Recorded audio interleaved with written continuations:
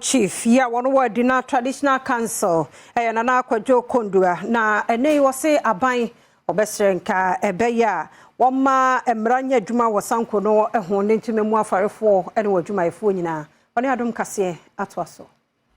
Nana Kwajo Kondua wotoso nan eye Edina manhene. Na wadi ato aban enimu se wonfa ne nsa enhye emrase na wonji Saiko entum okire mu a saade enko a ene woye a ne yo eboni a ekoso ewo epo ahodo so ya wode sei ensuo enam so ekum fish enketwa no eto ebetwa abra Edina manfo edi Edina Bakatue fashion no ena ohini edi sansemi etudwa oya yan festival abana waye no akada yan benya lagoon no akada awada wuti se insuno amanu muda awana wowo adre kwansun na chirwa kakani na no ebia ntumenda ni dem nti de ma de slider mesre medifi aye aman penino wana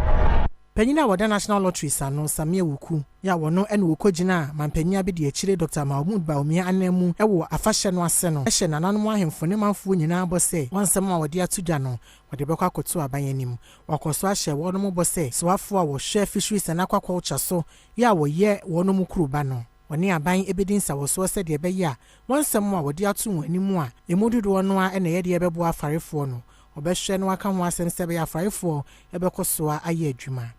Whilst we contribute our quota towards the national development,